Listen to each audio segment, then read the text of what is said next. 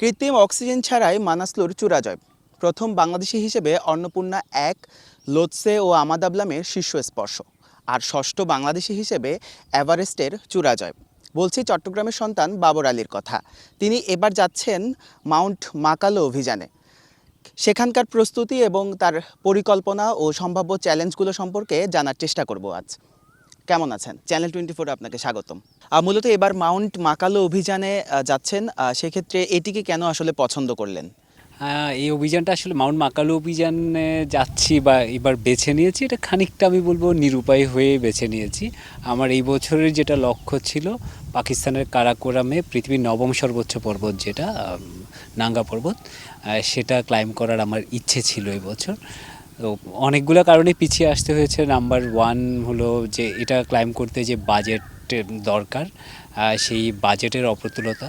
এবং সেকেন্ডলি বলবো আরেকটা বড় কারণ হলো আসলে পৃথিবী জুড়েই যে এখন আসলে নানান দেশগুলোর মধ্যে উত্তেজনা বিরাজ করছে, সেটার আজ হচ্ছে পাকিস্তান আফগানিস্তান সীমান্ত আছে, ওই সীমান্ত বেশ এই মুহূর্তে বেশ উত্তেজনা আছে। এবং নাঙ্গা পর্বতে অলমোস্ট 1 যুগ বা 13-14 বছর আগে এরকম একটা নাঙ্গা পর্বত বেস ক্যাম্পে একটা ঘটনাও ঘটেছিল ক্লাইম্বারদের সাথে, যেখানে বেশ কজন ক্লাইম্বার সন্ত্রাসীদের হাতে মারাও যান। তো সব মিলিয়ে আমি এই অভিযানটা থেকে পিছিয়ে এসেছি। আমার প্ল্যান ছিল জুনে বেরোনোর, তো সেজন্য আমার একটু হয়তো খানিকটা আগে বেরোতে হচ্ছে। এই মুহূর্তে আমার হাতে যে পরিমাণ বাজেট আছে সেটা এবং আমার শারীরিক সক্ষমতা সব মিলিয়ে আমার মনে হচ্ছে মাউন্ট মাকালু বেস্ট অপশন। কারণ ধীরে ধীরে আমি পৃথিবীর 14,000-8,000 মিটারই ক্লাইম্ব করতে চাই। এক সময় না এক সময় আমাকে আসলে মাকালুতে যেতে হতো, এখন মনে হলো সব কিছু মিলিয়ে দিস ইজ হাই টাইম। সেক্ষেত্রে আপনার যেই অভিযানে যাচ্ছেন, সেক্ষেত্রে আপনার এই অভিযানে যাওয়ার জন্য আপনার প্রস্তুতিটা আসলে কেমন? মাউন্টেনিয়ারদের ক্ষেত্রে আসলে প্রস্তুতিটা আসলে খুব একটা অভিযানের আগে আমি 1 মাস 2 মাস আগে থেকে প্রিপেয়ার করতে শুরু করলাম, বিষয়টা এমন না। আমি সারা বছরই আসলে একটা প্রিপারেশনের মধ্য দিয়ে আছি। তো নর্মাল যে প্রসেসে আমি নিজেকে আসলে ফিট রাখি, এইটা মানে মাউন্টেনিয়ারিংটা আমি পার্সোনালি বলতে পছন্দ করি, it's not a sport, it's a lifestyle actually. আমাকে সারা বছরই একটা প্রসেসের মধ্যে দিয়ে থাকতে হচ্ছে, যাতে আমি অনেক বেশি ওয়েট গেইন না করি, আমার এন্ডুরেন্স যাতে সবসময় ঠিকঠাক থাকে। ওটার জন্য যা যা করা দরকার আমি নর্মালি যেসব জিনিসপত্র করে যাই সেসবই করে যাচ্ছি। হয়তো মাকালু একটু আগে হয়ে যাওয়াতে মানে আমার যে ধারণা ছিল আমি নাঙ্গা পর্বতে জুনে যাব, আরও 2 মাস হয়তো একটু বেশি সময় পাওয়া যেত, সেটা একটু হয়তো কম পাওয়া গেছে। কিন্তু লাস্ট 1-1.5 মাস ধরে আমার মাথায় আছে যে আমার নাঙ্গা পর্বত হয়তো এই বছর যাওয়া হচ্ছে না। আমি আমার ফোকাসটা এই দিকটাই সরিয়ে নিয়েছি এবং সেই অনুযায়ী যে নর্মাল প্রসেসে আমি যেভাবে দৌড়াই, ব্যাকপ্যাক ওয়েট নিয়ে হাঁটি, বাকি যে ক্রসফিট এক্সারসাইজ, প্রাণায়ামা বা ব্রিদিং এক্সারসাইজ যেগুলো করা, কোর মাসলের এক্সারসাইজ বা হিট ট্রেনিং বলে আমরা হাই ইন্টেন্সিটি ইন্টারভাল ট্রেনিং, সেগুলো আমি নিয়মিত করে যাচ্ছি। মাউন্ট মাকালো অভিযানের চ্যালেঞ্জগুলো আসলে কি কি? মাউন্ট মাকালু তো পৃথিবীর 5ম সর্বোচ্চ পর্বত এবং এইটা একটু লেস ক্লাইম্বড আমি বলবো অন্য অনেকগুলো 8,000 মিটার তুলনায়। অবভিয়াসলি এভারেস্ট অনেক বেশি ক্লাইম্ব হয়, এরপরে সবচেয়ে বেশি ক্লাইম্ব হয় মানাসলু যেহেতু এভারেস্টের সিজন বাদ অন্য সময়টায় ক্লাইম্ব হয়, যেটা নেপালের অটাম বা শরৎ। আর এভারেস্ট মূলত ক্লাইম্ব হয় স্প্রিং বা বসন্তের সময়টায়। তো অন্যগুলো খানিকটা কম ক্লাইম্ব হয়। তো মাকালু হচ্ছে আসলে রিজিয়নটা এভারেস্ট রিজিয়ন, এটাকে মহালঙ্গুর হিমালয় বলা হয়, ওখানের মধ্যেই। তো কিন্তু ওই যে খানিকটা দুর্গম, যদিও শিকড়টার অবস্থান, মাকালুর শিকড়টার অবস্থান একদম এভারেস্টের শিকড় থেকে রিয়াল ডিস্টেন্স হচ্ছে আসলে 19 কিলোমিটার মতো, খুব বেশি দূরে নয়। কিন্তু সেটা অ্যাপ্রোচ মার্চ যেদিক থেকে আসলে যেতে হয় সেটা খানিকটা একটু ঘুরপ্যাচ করে যেতে হয়। আমি আমি আগামী 7 তারিখ বেরোচ্ছি বাংলাদেশ থেকে। 7 এপ্রিল বেরিয়ে আমি কাঠমান্ডু হয়ে নেক্সট যে ডেস্টিনেশন সেটার নাম টুমলিংটার বলে একটা জনপদ। টুমলিংটার থেকে আমি ফ্লাইটে, একটা ছোট্ট ফ্লাইটে আমার কাঠমান্ডু থেকে টুমলিংটার যেতে হবে, ওখান থেকে এবার গাড়িতে নুম বলে একটা জায়গা। এরপরে পর্বতের পাদদেশে যে বেস ক্যাম্পটা আছে, যেখানে আসলে পর্বতারোহীরা লম্বা সময় কাটায়, সেইটাই পৌঁছাতে 9 থেকে 10 দিনের মতো সময় লাগবে। এটার আবার এই যে বেস ক্যাম্প ট্র্যাকটাও একটু বেশ লম্বা এবং মাকালুর বেস ক্যাম্পের উচ্চতা 5,700 মিটার। এটাও কোয়াইট ইন্টারেস্টিং যে এত উচ্চতায় সাধারণত বেস ক্যাম্প হয় না, একটু খানিকটা কম উচ্চতায় হয়। যেমন এভারেস্টের বেস ক্যাম্পের উচ্চতা 5,300 মিটারের মতো। আমি লাস্ট ক্লাইম্ব করলাম মানাসলু 4,800 মিটার, অন্নপূর্ণা আরও কম 4,200 মিটার। এই জায়গায় এটা একটু খানিকটা উঁচুতে অবস্থিত, সেজন্য হয়তো খানিকটা আমাদের একটু ব্যাগও পেতে হবে, কারণ একটু লম্বা সময় অতি উচ্চতায় থাকলে সেটার ইম্প্যাক্ট শরীরের উপর পড়ে। তো বেস ক্যাম্প পৌঁছে আমি যদি এটাকে একটু সহজ করে সহজবোধ্য ভাষায় বলি, একটা 5 তলা বিল্ডিং, বেস ক্যাম্পটা আসলে নিচের তলায় পৌঁছালাম। এরপরে দোতলা, 3তলা, 4তলা, 5তলা সামিট পর্যন্ত, 4তলার পরে সামিট পর্যন্ত। এবার বাকি যে জিনিসটা করতে হবে, আমি বেস ক্যাম্প থেকে ক্যাম্প 1-এ যাব বা দোতলায় যাব, সেখান থেকে আমি আবার বেস ক্যাম্পে ফেরত আসবো, আবার দোতলা 3তলা যাব, আবার বেস ক্যাম্পে ফেরত আসবো। এই জিনিসটাকে বলি আমরা অ্যাক্লামারাইজেশন। শরীরকে আমি উচ্চতার সাথে, অতি উচ্চতা আর নিম্ন তাপমাত্রা, এই দুটোর সাথে শরীরকে আমি ধীরে ধীরে খাপ খাওয়াবো। তো এই প্রসেসটা করতে গিয়ে সব মিলে এটা অভিযানটা প্রায় 1 মাস 20 দিনের মতো একটা লম্বা অভিযান। একটা লম্বা সময় খাপ খাওয়ানোর এই প্রসেসটাতেই হচ্ছে আসলে আমার নিজেকে ব্যয় করতে হবে। কারণ আমাদের বডি তো, আমরা সি লেভেলের মানুষ, আমাদের বডি বা এত উচ্চতা আসলে কেউই থাকে না। সে যদি ক্লাইম্বিং গাইডও হয়ে থাকে, তাকেও আসলে এই প্রসেসটা মেনে তারপরে যেতে হবে, আদারওয়াইজ অসুস্থ হয়ে যাওয়ার চান্সেস থাকবে। তো এই হলো আসলে মোটামুটি পুরো প্রসেসটা। সেখানে অনেকগুলো চ্যালেঞ্জ থাকে, আবহাওয়া একটা বড় চ্যালেঞ্জ, অনেক সময় অনেক বেশি স্নোফল হয়, অনেক সময় তুষারপাত হয়। সেক্ষেত্রে আপনারা কিভাবে সেই বিষয়গুলোকে আসলে মোকাবেলা করেন? সকল মাউন্টেনই, সকল 8,000 মিটার মাউন্টেন, 8,000 মিটার তো এমন একটা উচ্চতা যেখান থেকে বলা হয় ডেথ জোনের শুরু। মানে নর্মালি আমাদের শরীর ওই সময় আসলে মরতে শুরু করে, মানে একদম খুবই একটা মিনিমাল মোডে চলে যায়, এবং আমার যে শরীরের সেল বা কোষগুলো সেগুলো মরতে শুরু করে, খুবই মিনিমালি ফাংশন করে। আপনি কিছু না করেও আপনি ধীরে ধীরে আসলে মৃত্যুর দিকে এগিয়ে যাচ্ছেন। আমাদের মানবদেহ আসলে ওইভাবে বানানোই হয়নি ওই উচ্চতায় আপনি লম্বা সময় টিকে থাকবেন। উচিত না একটা লম্বা সময় ওখানে থাকা। যেমন আপনার শরীরের কোষ মরে গেলে এটা হয়তো আরেক সময় এটা রিপ্রোডিউস হবে, কিন্তু আমার মস্তিষ্কের সেল তো আর ফিরে আসবে না, মস্তিষ্কের সেলগুলো তো আর রিজেনারেট হয় না। তো যাই হোক, এই ব্যাপারটুকু তো সবসময় থাকে। আর টেকনিক্যালি দিক থেকে মাকালু বেশ টেকনিক্যাল একটা মাউন্টেন। এর চেয়ে কঠিন মাউন্টেন আমি ক্লাইম্ব করেছি। আমার কাছে Annapurna 1 is the hardest mountain I have ever climbed. কিন্তু টেকনিক্যালির দিক থেকে অন্নপূর্ণা 1-এর চেয়েও নিচে রাখা হয়। কিন্তু হ্যাঁ, নির্দিষ্ট দিনে যদি ওয়েদার খারাপ হয় বা অন্য সিচুয়েশনগুলোর জন্য যে কোনো মাউন্টেন আসলে অনেক কঠিন হয়ে যেতে পারে। তো মাকালুর ক্ষেত্রে যে বলবো মুশকিল, সেটা হলো জায়গাটা খুবই উইন্ডি, প্রচুর বাতাস চলে, খুব ঠান্ডা অন্য মাউন্টেনগুলোর তুলনায় বলা হয়ে থাকে। অন্য অনেকগুলো আমি একদমই বলবো না যে সব 8,000 মিটার তুলনায় এটা সবচেয়ে ঠান্ডা, এরকম না।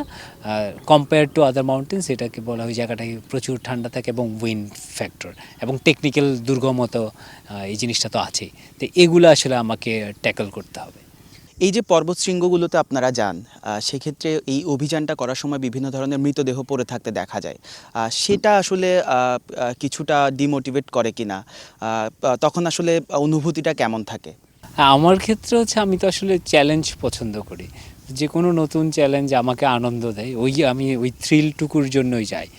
এবং ক্লাইম্বিংয়ে বলা হয় যে লিভ অ্যাট দ্যাট মোমেন্ট, ওই স্পেসিফিক মোমেন্টটা আপনি ফিল করতে পারেন, এবং আপনাকে আমরা বলি এটা হাইপার সিচুয়েশনালি অ্যাওয়্যার থাকতে হবে ওই স্পেসিফিক মোমেন্টে। ওখানে ছোট্ট একটা ভুল হচ্ছে, আপনি একদম এমন একটা লাইনের উপর দাঁড়িয়েছেন, এইদিকে কাত হলেই লাইফ অ্যান্ড ডেথের একটা ব্যাপার স্যাপার। এছাড়াও 8,000 মিটার আপনি লম্বা সময় থাকলে একটা হলে আপনি সাডেনলি মারা যেতে পারেন, ইউ লস্ট ইউর ফুটিং, হঠাৎ করে একটা পা হটকে গেল, টেকনিক্যাল কোনো একটা ভুল করলেন, সাথে সাথে মারা যেতে পারেন। আর যখন 8,000 মিটার চলে গেলেন, অলরেডি আপনি স্লোলি ইউ আর ডাইং যত সময় যাচ্ছে।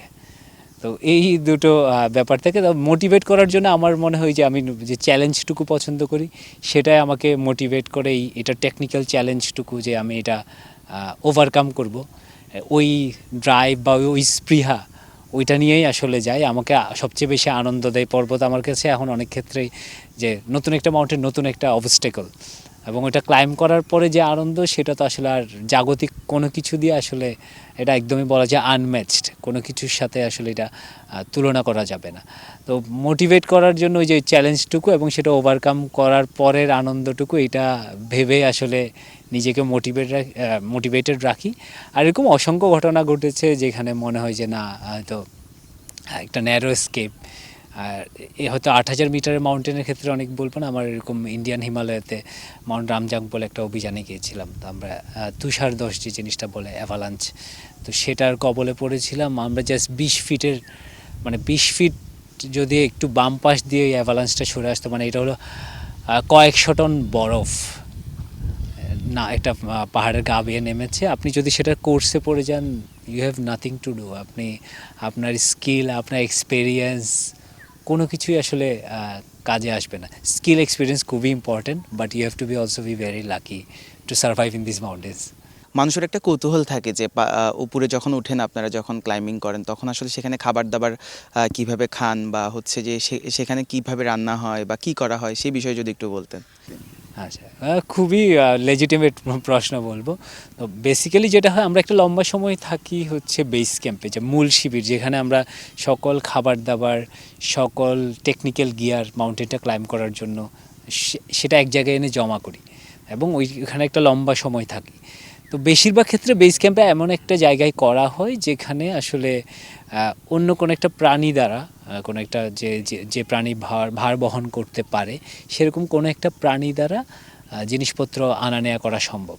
তো বেশিরভাগ ক্ষেত্রে নেপালে ইয়াক বলে একটা প্রাণী আছে, চমড়ি গাই, এছাড়া মিউলস বা খচ্চর আছে। এরা প্রচুর পরিমাণে মালামাল হচ্ছে আসলে খাবার দাবার বেশিরভাগ ক্ষেত্রে ওই বেস ক্যাম্প পর্যন্ত নিয়ে যেতে পারে। তো সেখানে আসলে মোটামুটি নর্মাল খাবার দাবারই পাওয়া যায়, যেমন নেপালের যে খাবার, নেপালের জাতীয় খাবার যেটা, আর ডাল ভাত। ওরা একটা, যারা ক্লাইম্বিং গাইড ওরা খুব মজা করে বলে ডাল ভাত পাওয়ার 24 আওয়ার। তো ডাল ভাত আপনি খেতে পারেন ওখানে। এরপরে ওটা তো বেস ক্যাম্পের গল্প। বেস ক্যাম্পের এরপর থেকে উপরের যে ক্যাম্পগুলো, ক্যাম্প 1, 2, 3, 4, ওখানে আসলে এরকম রেশন পৌঁছানো সম্ভব না। ওইখানে আমরা সেই খাবারটাই খাই। ওখানে তো আর এমন না যে আপনি ইউ ওপেন দ্য ট্যাপ আর পানি পড়লো। এখানে প্রথমে আপনাকে পরিষ্কার জায়গা খুঁজে, একটা হচ্ছে কোনখানে পরিষ্কার বরফ আছে সেটা খুঁজে বের করতে হবে। তারপর সেটা কালেক্ট করে সেটাকে পানিতে স্টোভে গলাতে হবে। স্টোভ গলানোর পরে এবার পানিটা হলো, ওই উচ্চতায় সময় একটু বেশি লাগে পানি গলতে। এরপরে আমরা সেই খাবারটাই খাই যেটা পানিতে গোলালে খাওয়া যায়, অ্যাজ লাইক স্যুপ, নুডলস, অনেক ক্ষেত্রে ওটস, মুজলি, এই টাইপের খাবার। খুব সলিড কোনো খাবার, যেরকম আমরা হয়তো ডাল ভাত হয়তো যেটা বেস ক্যাম্পে খেয়ে আসছিলাম, বা আমরা সাধারণত যে ধরনের খাবার খেয়ে অভ্যস্ত, ওই ধরনের খাবার ওই উচ্চতায় হয় না। পুরো অভিযানের ক্ষেত্রে আপনার আসলে কি ধরনের ব্যয় হচ্ছে, এবং হচ্ছে যে এই ব্যয়ভারটা আসলে আপনি কিভাবে ম্যানেজ করেছেন? আমার অভিযানের এই অভিযানের ক্ষেত্রে একটা বেশ বড় অংশই আমি নানান পৃষ্ঠপোষক প্রতিষ্ঠান ওদের কাছ থেকে পেয়েছি। আমার সব সময়ের যে পৃষ্ঠপোষক প্রতিষ্ঠান সবগুলো অভিযানেই সাথে ছিল। ভিজুয়াল নেটওয়ার্কস, এরপর স্যামবন্ড, এরকম মাই হেলথ আছে, চন্দ্রবিন্দু প্রকাশন, রহমান গ্রোসারিজ, এরা আমার সাথে এগিয়ে এসছে। এরপর আসলে আমার পুরো অভিযানের জন্য যে টাকাটা, সেটার সংস্থান হয়নি। আমার একটু নিজের যে অল্প কিছু টাকা সেভিংস ছিল, আর সেটাও জুড়তে হয়েছে। জুড়ে যেহেতু আরও একটা পোর্শন বাকি রয়ে গেছিলো, আমি চাইনি যে আসলে ওই পোর্শনের জন্য আমি আর অভিযানটায় না যাই বা বাধা পড়ুক। তো সেটা করা হয়েছে। আর আগে এভারেস্ট ক্লাইম্ব করার আগে যখন হয়তো আমি পৃষ্ঠপোষক প্রতিষ্ঠানের কাছে যেতাম, তখন বলা হতো যে তুমি তো এভারেস্ট ক্লাইম্ব করো না, এভারেস্ট গেলে হয়তো পয়সা দিব। এভারেস্টও আমাকে অনেক বলবো অবস্টাকল পেরিয়ে যেতে হয়েছে। পরের অভিযানগুলোতে এখন যদি আমি আসলে পৃষ্ঠপোষক প্রতিষ্ঠানের কাছে যাই, অনেক ক্ষেত্রেই শুনতে হয় এভারেস্ট তো ক্লাইম্ব করে ফেলেছো, আর কেন। এখন তো এটা অলওয়েজ চ্যালেঞ্জিং। মানে আমরা কোনো একটা পাহাড় চূড়া থেকে তো আর ওই নামার পরে আবার আমাকে সমতলেই নামতে হয় এবং আবার নতুন করে শুরু করতে হয় আসলে। সেটা প্রিপারেশন থেকে শুরু করে অর্থনৈতিক ব্যাপার থেকে সব কিছুর ক্ষেত্রে। তো ওই চ্যালেঞ্জটুকু আসলে রয়ে গেছে। অনেকেই হচ্ছে যারা নতুন আর কি, যারা ক্লাইম্বিং করতে চায়, মাউন্ট এভারেস্টে যেতে চায়, সেক্ষেত্রে হচ্ছে একটা ফিনান্সিয়াল একটা জটিলতা থাকে। আর সেক্ষেত্রে আপনার কি পরামর্শ থাকবে, যারা নতুন আসতে চায় তাদের কাছে কি পরামর্শ থাকবে?